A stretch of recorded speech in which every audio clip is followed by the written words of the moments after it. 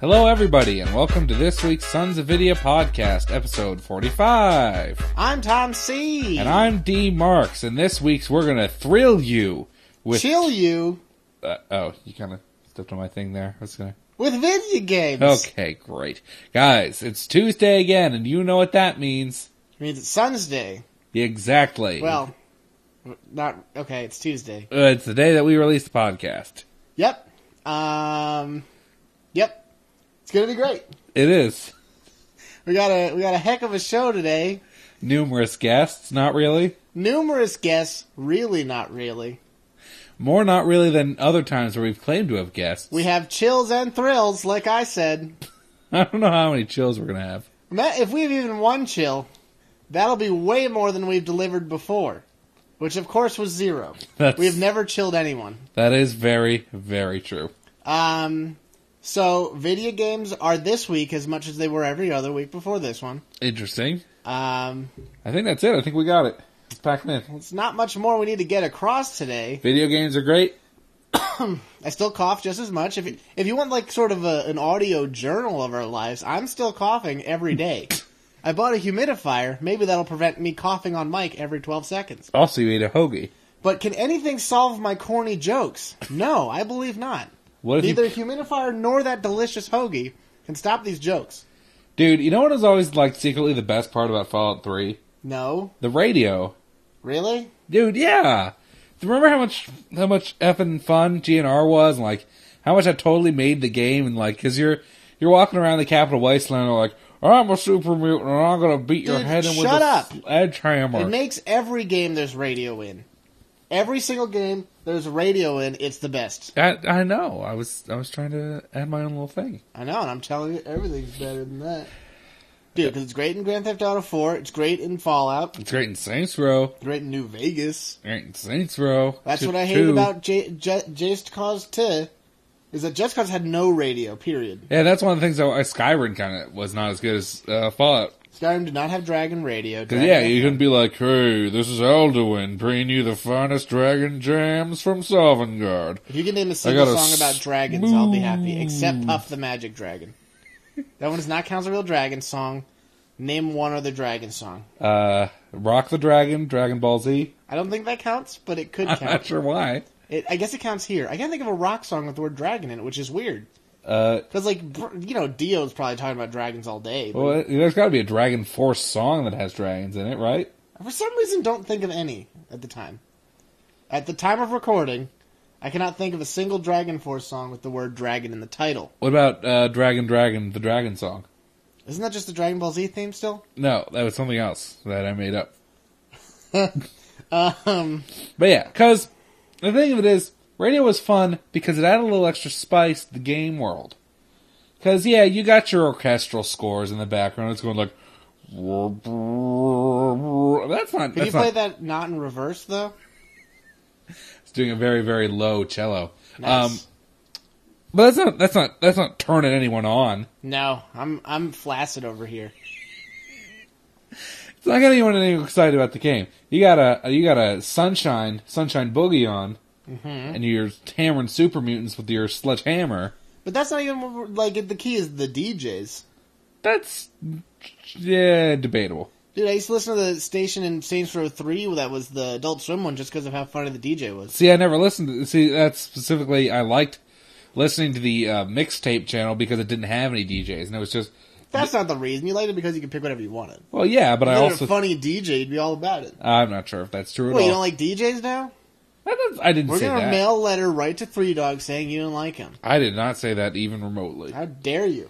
How dare you imply that I don't appreciate the fine art of DJing? DJing. Listen, we're both sort of DJs. That's except true. We don't disc any jockeys. That's true. You know? I have rid a horse before and competed in several horse races. Did you throw discs at anybody? I did, yes. Okay, well then you're a disc jockey. But a different kind. Not a radio disc jockey. No, that's a regular kind. Oh, interesting. That's what they do. They do it on horses.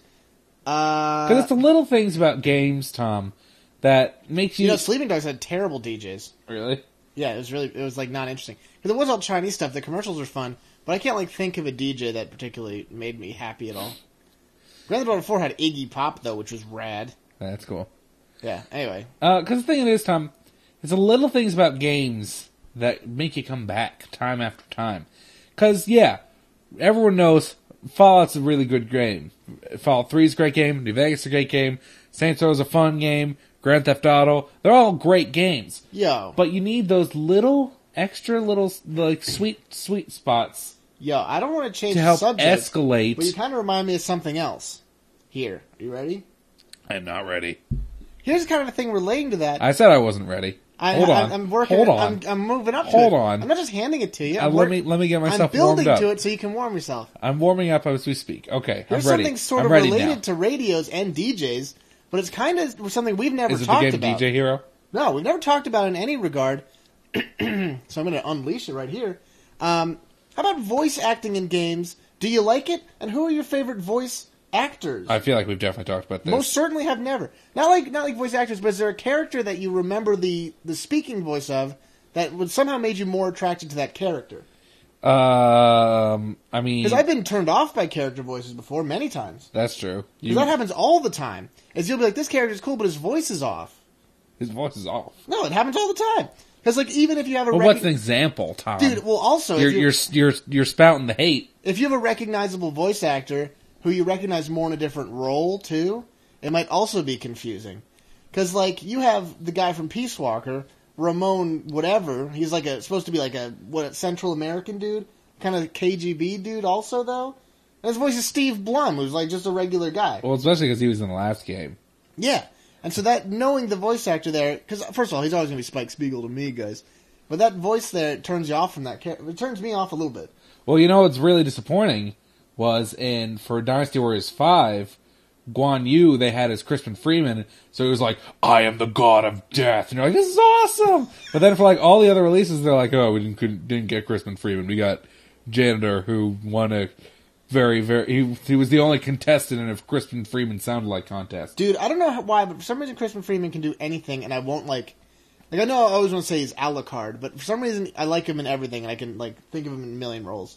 I can only think of him as Alucard and Guan Yu. I think he was Albedo in Xenosaga, which is one of my favorite voice acting roles for anybody, actually. I couldn't tell you. It's really good. It's really good. I couldn't tell you. But, like, you got a lot of stuff like that. But the weird thing is, like, David Hayter doesn't do other roles.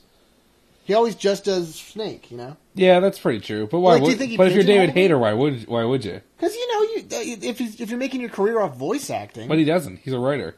Really? He wrote X2. X2? Yeah, the second X-Men movie, the one that everyone says is good.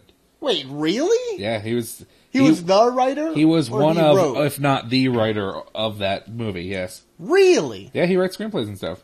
So he just happens to also be a voice actor for fun. I guess. That was the only role I ever saw him in. I don't really know the story behind David Hayter. That's weird. I really didn't know that. Yeah, I thought that was weird too, but yeah, he does. Do we need to rock an IMDb on David Hayter? Because I didn't know anything about him. I really didn't know that.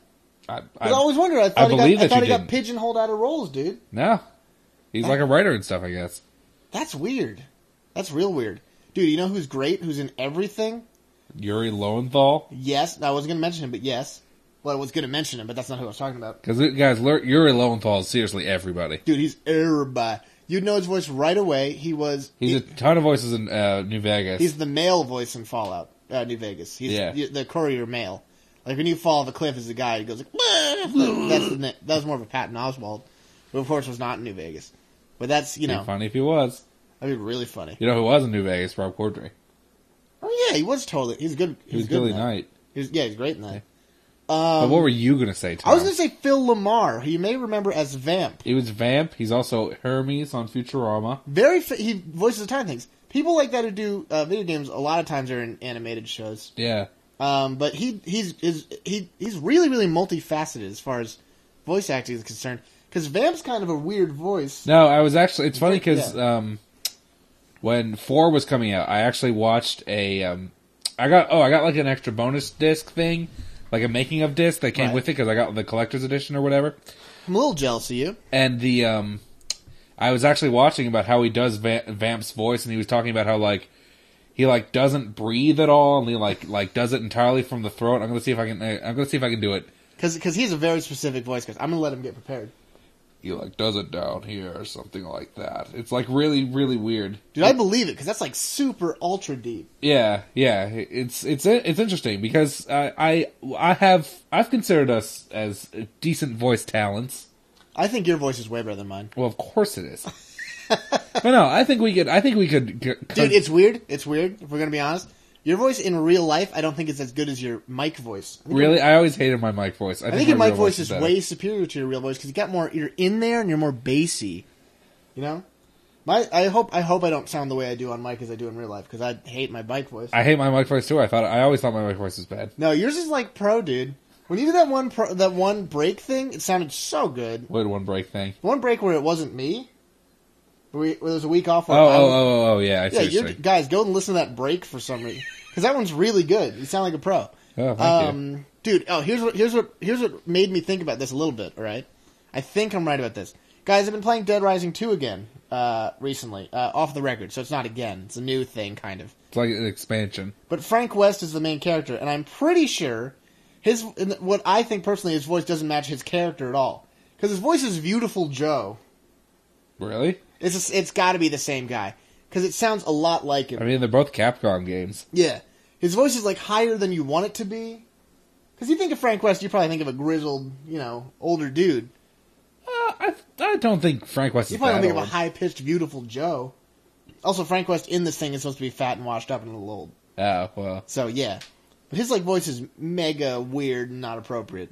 Like, imagine if I was doing Frank West. Yeah, but the thing is, you can't... That's not a good judgment, because voices don't always conform to that logic in real life, either. I know, that's true. You do have some people who have not... Well, we won't say wrong voice, but will have a voice that you wouldn't think would go along with their body type or whatever. That's true, but I feel like the voices in games are probably more stereotypical to the body. I realize that, but at least it's you can't. I don't think it's fair to expect all of them having that. I think I could expect. There's plenty of voice talent there who could have been more appropriate. I think they probably just owed Beautiful Joe a favor. What? Oh, dude! Also in 2, you can get a Proto Man shield, which is awesome. Yeah, that's pretty cool. Because you can only get Mega Man stuff in the first one, but off the reg you can actually get a full Proto Man outfit. In 2, you can get a Surfbot helmet. Yeah, you can also get a Mega Man Buster, dude. Oh, that's cool. Anyway, dude, remember the Buster in Saints Row? Oh yeah, yeah, you got one for no reason. Saints Row 3. Yeah. And the tank was still rad. But anyway, would you listen? We all know that this podcast is going to genesis us into the first of all. Genesis us into the not only the pronouncing. We're going to go to game, a Genesis reunion. Not only into the pronouncing game, which we're in, but it's going to get us into that video game biz. Dude, I think you rolled doubles in the pronouncing game. Absolutely, you get to go again. But also, you're going to get we're in that video game biz industry, But also the speaking industry of voice acting. Right? Yeah, I think there's a lot of... So you're going to get to voice Guan Yu in, Dynasty Warriors 12 or something. That's cool. Think about it. I am. Would you ever consider pursuing that as a career? Oh, yeah. Because here's the thing. I've always assumed that, voice acting is, the easiest thing. It's gotta be. I think they would tell you it's pretty easy. I know a lot of people have said it. Because, it's probably not the easiest thing on earth, but I'm sure it's, Because, come on. Especially if you're, doing it for an anime who nobody takes seriously. Don't get me wrong, there's some good actors in anime, but come on. Yeah, I mean, you gotta have that, you gotta have the passion for it, I guess. Yeah. Dude, you know who was in, nothing else ever again, except for Cowboy Bebop? Bew Billingsley. I have no idea who that is. He was Jet. Jet's in everything, dude. What? I hear Jet all the time. Where? Dude, totally. I can't think of things right now. Well, yeah, he was Cal Ren in Dynasty Warriors. Oh yeah, he totally was. He's in a million things, dude. Nah, I think he's only in those two things. No, I've heard him many times. Only those two things. Dude, he's in a zillion animes. Nope. He's a very, very specific voice. Nope. He was in Rurouni Kenshin. I don't remember that. He's the first main bad guy, Gohei. I don't remember that. Okay, he was in a lot of things. Are you sure? Are you sure you're not thinking of someone else? I'm sure he was probably in Samurai Champloo because that's. Wait, wasn't he Hanya? No, he wasn't Hanya. Yeah. He was Gohei. I was right. Trust me. No, I was just thinking that we also might have been Hanya. Yeah. Anyway, because the voice acting game's kind of incestuous, Oh yeah, absolutely. Because you get some good guys and they keep getting gays because they do a good job. Well, it's funny because if you're a really good voice actor, it really cuts down on the number of people that your project needs for voice acting. That's true. Like we talked about Futurama before. Billy West. Billy West does like every voice. You're like, okay, we need to get some voice actors. We need like 20. All right, Billy West and 2 other dudes. Yes, seriously, that's what it's like. No, really, because he's like a ton of dudes. Yeah. I think he's Fry. Dude, have you ever seen Billy West in real life? That's no. like if you listen to Fry's voice and then you look at him, it'd be Chuck Green or it'd be Frank West all over again. Really? Yeah. If you heard him talking his Fry voice, it'd be crazy. Dude, you ever see the voice actor who did Krillin in Dragon Ball Z? No. Totally matches. He's not like a bald dude, but he's kind of like a diminutive size. It's really funny though, dude. It's really funny. It's Sonny someone, right? I don't know. You're thinking of Sonny Chiba, the incredible martial artist. I'm not thinking of Sonny Chiba. Dude, I've been wanting to watch Sonny Chiba movies so bad. I don't have access to kung fu movies. Dude, just go to like any bargain bin. Does Netflix have kung fu movies? Maybe. It's got a lot of foreign movies. Dude, Netflix has been kind of effing with me and giving me half, like mostly bad choices. Instant Watch is like, yeah, we got some stuff. Whatever. Anyway. It's a bit more laxed Netflix you receive. Are you sure you're not receiving Netflix 420? Yay, man, whatever. You want to watch a movie? Ah, that's great. Dude, here's a weird thing. Everyone's laughing. You never hear of, like, Joe Montagna. What's his name? Joe Montagna? Oh, yeah, the guy from The Simpsons. He does like a zillion voices on that. He doesn't do any like games or anime voices. I've never heard of him being in a game. I'm sure he was in a Simpsons game as Fat Tony. Probably. Also, dude, in the vein of Phil Lamar, Deborah Wilson from Mad TV does tons of stuff. Yeah, that's very true. She's like does every woman's voice in every single like thing ever. Was she Fortune? I'm pretty confident she is, and if she wasn't, that was miscast. Because she would have been the perfect role for that. Because she's in like every Metal Gear Solid for some reason. Yeah, I don't know why, but like a lot of those people from that from Mad TV did like a zillion voice acting things. I mean, a lot of them have distinctive voices, so that's 100% true. I wonder like Lori Allen. Lori Allen, yeah, she's the boss. She's the boss. She's also Pearl from SpongeBob. Yeah. Doesn't really have a lot to do with video games, but it just goes to show you that she can do a bunch of stuff. True, yeah. She's also in Family Guy. She's the one lady. She's the reporter, Diane Simmons. Diane Simmons, yeah, but she's dead. She's dead. Yeah, but it just goes to show you that like having a good voice is so rad. Having a good voice is so great. I wish I had a cool voice, man. It sucks. Why do we do a voice show when I have a terrible voice? She isn't dead to rights. I can't answer that. I'm sorry. Dude, we all know that you're going to grow up, right? And you're going to be the world's most famous voice actor. Is that going to happen? After this stunning promotion for your voice? Yeah, of course. I mean, if you think about it, every week's a promotion for every voice. You're going to go... What? You're going to go and you're going to go to your studio that's trying to get your role and you say, you've heard the podcast. And they're going to say, yeah, I have. You're in. That's true. It is true. Dude, we're going to take a little break. Just, you're in. You're in. You know? We're going to take a break. We'll see you guys later. Bye.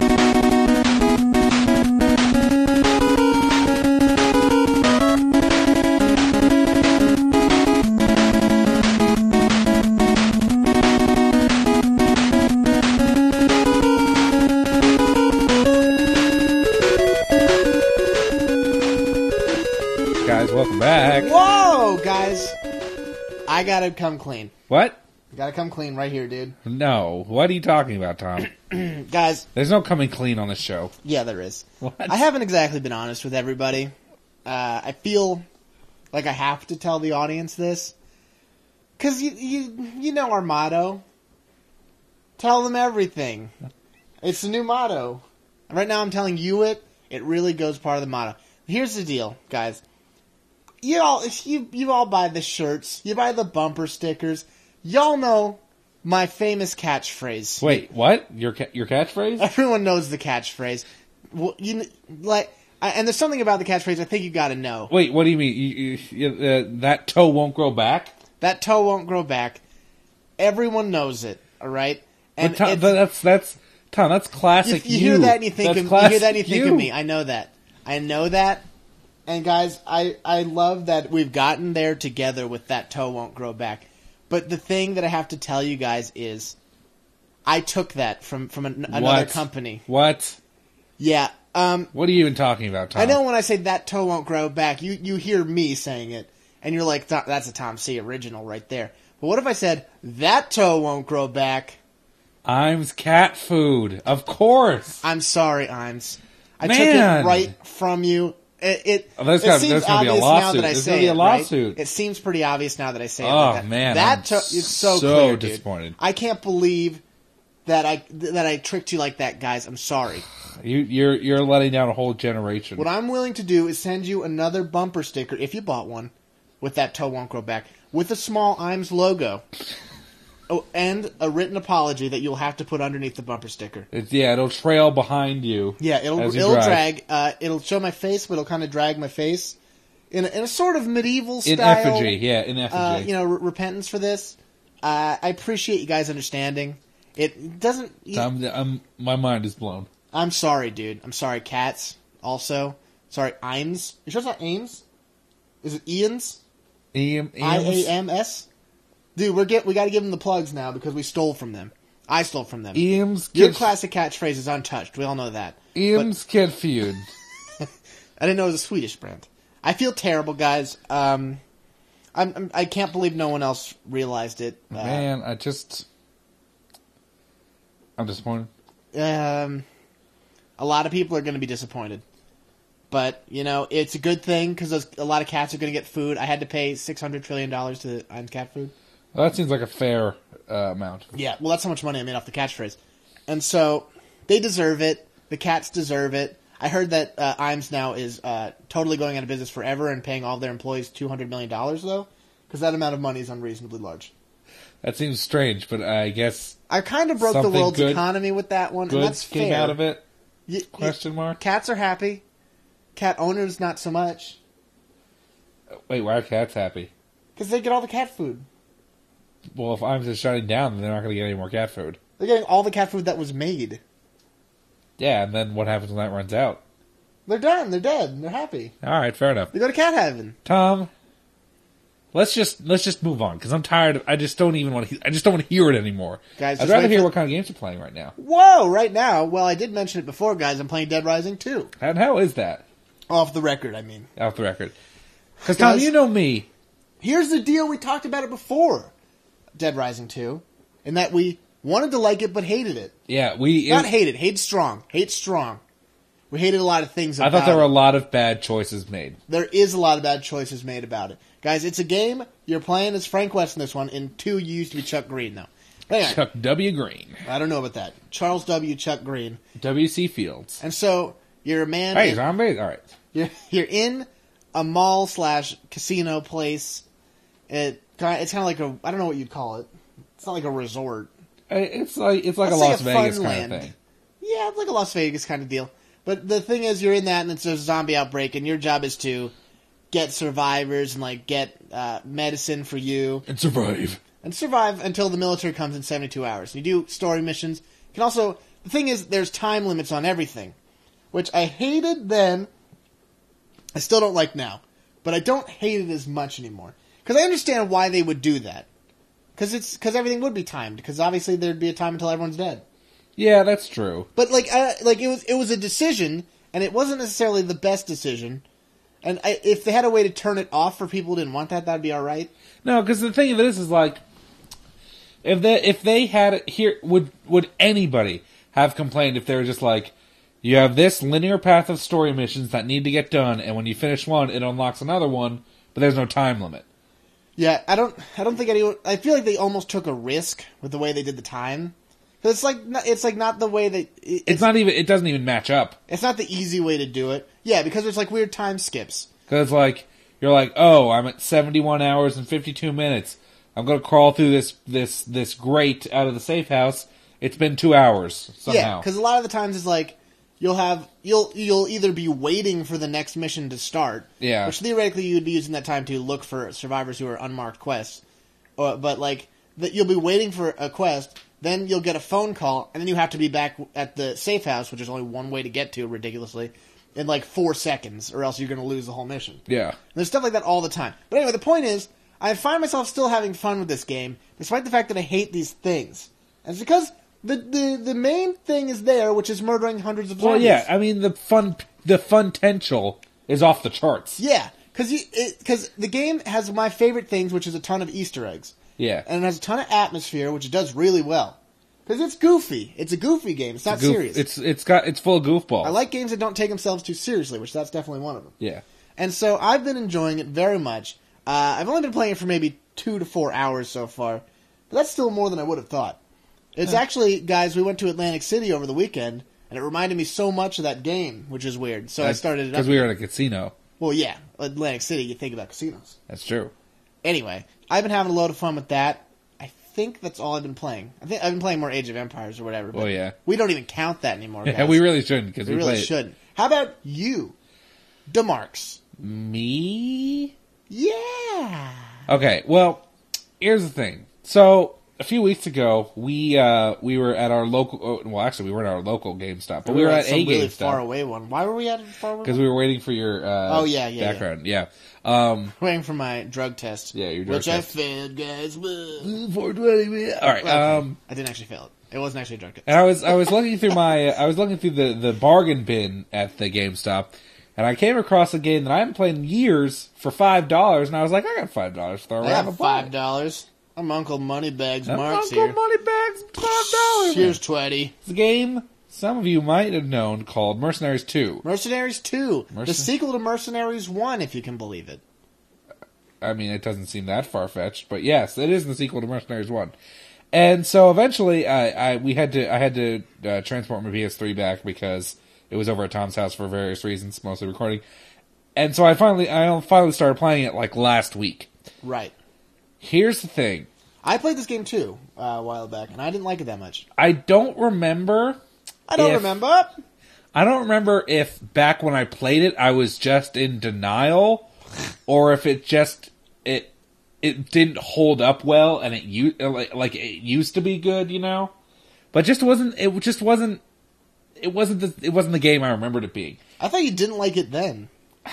I went back and forth, but here's one thing I did realize: replaying it now, it was Saints Row the Third before Saints Row the Third came out.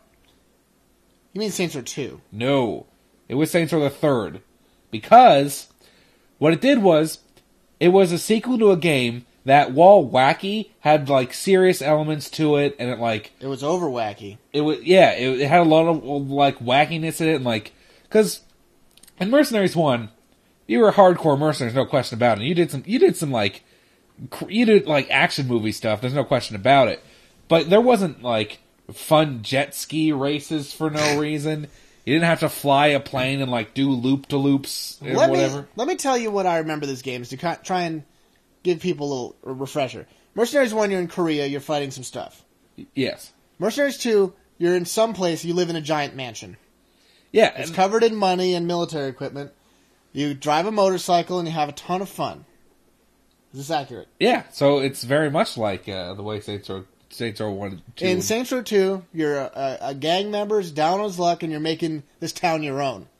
In Saints Row 3, you're the richest guy in the world and everything's your oyster. Yeah, and so that's why I'm saying there are a lot of parallels between that. And it's kind of... Saints Row 3 was probably more fun than this game. This game has a lot going for it. It had a lot of rigidness.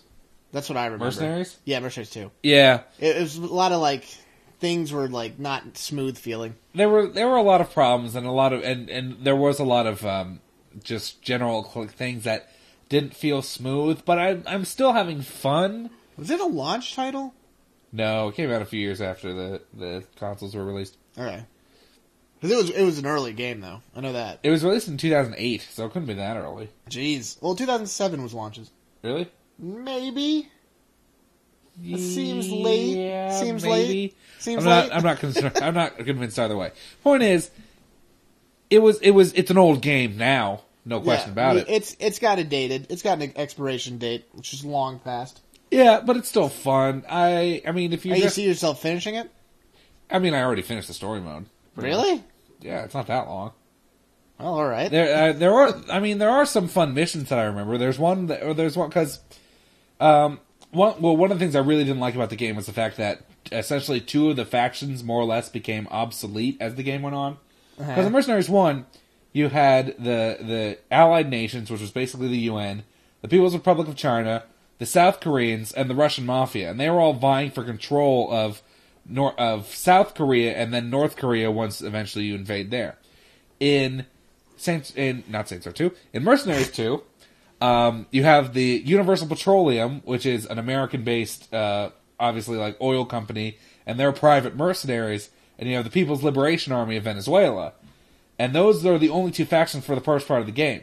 Then once you complete the second act, and you go into the last half of the game, they get overshadowed by the Allied Nations, the People's Republic of China. So really the first two factions had no real bearing on the game. Yeah, they feel like a tutorial. Yeah, you're kind of like, this is stupid, because it feels like it feels like your options get limited. Because in the first game, you'd build relations with them the whole game. Yeah, and it really mattered because you were like, oh, I like this particular faction, or I don't like these factions, so I want to make sure that they take control of the nation. Whereas in this game, it's like, oh, I'm glad I did all this time, sucking up to the PLAV. Now I have to go suck up to China because they're the guys that I like. That was probably like one of the main gameplay things. Yeah, and it's something I didn't specifically like. But as I was saying before I started all this, there are some fun missions. One of my favorites being because I sided with China a lot of times, just because the guy who leads the Chinese army is the same guy who leads the Chinese army in 1. So he's like one of the only like NPC characters who comes back between the two games. Right, because China's the only country that still exists by that point. He's the only one. But no, he's like the only guy who's ever like, yeah, I'm going to be straight up with you, mercenary. I want you to kill all the dudes. And you're like, great. Yeah. I like you. That sounds like a treat. No, because he's like, I just want to have war with the Americans, and I want you to be there with me, and I'll pay you tons of money, and I'll never dick you around, even once. They're like, of course I'm going to fight for this guy. Because the object of the game is that game is based off being D'd around. Pretty much. The object of the second half is that you have to suck up to either the Americans or the Chinese because they have nuclear bunker busters, which do not work that way in this game. They're the only guys who have nuclear bunker busters. But if you ally with the Americans, the guy doesn't want to give you one until their like headquarters gets nuked, and then he's like, all right, fine, here you go. Chinese guy, he doesn't waste any time. He's always like, it's already at the place. It's raring to go. Just press the button when just you feel pop that over. It's not big. The one mission that you do for China, which is one of my favorite missions, is you just straight up destroy Universal Petroleum. What? You go over, you destroy all their oil refineries, you destroy their headquarters, and you blow up a giant suspension bridge that they ship oil across a lake from. It's the coolest mission in the game because it's like, we don't give a crap about these guys. We're not paying you to be subtle, so go destroy them with your superpowers. With your superpowers. Superpowers. Does that game have totally destructible terrain? It had totally destructible buildings. That's good enough for me. You could destroy bridges. It was awesome. Yeah, I don't know why other games don't do that yet. That is sorely missing from everything. Saints Row needed it. That would have been so much fun. Just Cause needed it. Oh yeah, that was still an embarrassing oversight. I don't care what you're doing. That game is all like, blow up as much crap as you can, except buildings, though. We don't want you to blow up buildings. You're like, what? Just fix that. No, because it's awesome because you're like, because if you're in like Caracas or Maracaibo, which are cities in Venezuela where the game takes place, guys. If you're in like part of Maracaibo and you launch a carpet bomb on it, like buildings are just going to collapse. Yeah, it's going to be bad. It's rad. It's totally sweet. Yeah, you're like, oh, and if you're trying to invade a base, you toss some C4 on a wall and it explodes, and you're like, this is cool. I'm sneaking in. That's kind of like how Battlefield works. Yeah, because you just blow up stuff. So talking about it more, it's actually more fun than I remember. It's a good game. It did not live up to what I expected. What I would have expected from Mercenaries. But that's the thing, dude. Because guys, in case you didn't know, Mercenaries 1, Playground of Destruction. Playground of Destruction. Mercenaries 1 was one of my favorite PS2 games. It was my first real open world sandbox game. It was one of the first. And I totally loved it. I loved just about everything about it. It was a little wonky at times, but I just thought it was so great and really cool. And it was operator before operators were really a thing. It was I don't just, think it was Operator. no, it was a little opera. You I were, don't think you were it was- a single mercenary who was single-handedly, like, taking on, like, squads upon squads of dudes. It doesn't sound Operator to me. It sounds pretty Operator. Operator been doing everything silence, covert stuff. Anyway, the thing about that is, like, even though it's got its flaws, you still like stuff about it. It's kind of where I am with Dead Rising. Yeah, I think that's definitely the case. Because it's not so much how the game is; it's what it has going for it that isn't necessarily the gameplay, which is hard for me to say that because normally that's what I'm all about, gameplay. Well, the thing of it is that, like, in the one of the biggest reasons why I think that 1 was a better game is that the characters felt a lot more real. In 2, like, everybody's like the most extreme versions of themselves in 1. And plus add, like, a super hungry lust for money that wasn't really there in the first game. The Swedish guy in the first game is a Swedish guy. Yeah, he's in the like, second game, he's a Viking. No, because on the first game, he's just like, I'm a pretty dangerous Swedish guy. And you're like, all right, I can respect that. Second, he's like, Ragnarok all the time. No, he literally gets, like, a motorcycle that, like, has, like, a Viking theme. I can't remember what it's called. Oh, he gets, like, he gets like a Ragnarok cycle. That's what it's called. It's called, I think it's a Valhalla cycle or something stupid. But it's got, like, a name like that, guys. He becomes, like, like, techno Viking or something. No, and like, the British Chinese chick who's there, like, in the first game, she's like, yeah, I'm a woman who's here. Also, I'm very capable of killing men. But in the second game, she's like, yeah, I'm the super hot chick. Also, money, maybe some money. Throw some money on there. Is the American guy still in it? Yeah. Does he love hamburgers and stuff? I think he loves kicking ass with 3 S's. Okay, does he have, like, explosions? Probably, yeah. Does he freestyle rap? I think he does like hip hop a lot. Oh, you know who the voice actor for that is, though? Yuri Lowenthal. Yeah, Phil Lamar. Really? Yeah. I thought Phil Lamar was the techno Viking. No. That's Peter Stromgard.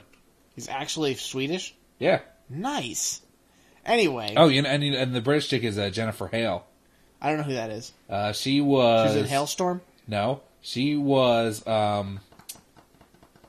Naomi Hunter in... Metal Gear Solid. Metal Gear Solid. She was someone else in Metal Gear... Oh, she was paramedic, I think, too. I think they were the same voice actors. I didn't know. I never knew that girl's name. That's a voice I wouldn't recognize. She's also in Eternal Darkness. I don't remember as who, though. Probably Alex. Probably the main character. Yeah. Anyway, guys, we did it. That's it for this week, guys. Email us, please. Sonsofvidia@gmail.com. Take my wife, please. Check us out on our YouTube. Our Let's Plays are still rolling. Guys, we might start a new series pretty soon. We're going to have to, because one of your favorites is dying. But not in the game. Oh, no.